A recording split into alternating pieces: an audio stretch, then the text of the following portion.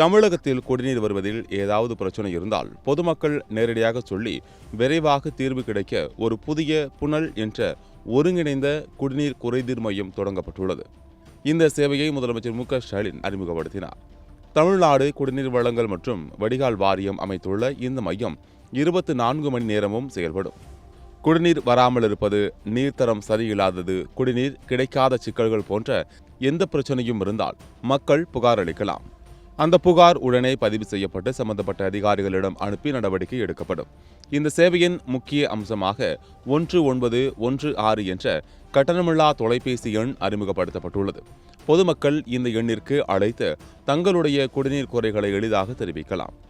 புனல் மையத்துடன் நகராட்சி நிர்வாக இயக்குநரகம், பேரூராட்சிகள் இயக்குநரகம், ஊரக வளர்ச்சி மற்றும் ஊராட்சித்துறை போன்ற பல துறைகள் இணைக்கப்பட்டுள்ளன. இதனால் துறைகளுக்கு இடையிலான தகவல் பரிமாற்றம் விரைவாக நடைபெற்று பிரச்சினைகளுக்கு தீர்வு கிடைப்பதில் தாமதம் குறையும் என்று அதிகாரிகள் தெரிவித்துள்ளனர்.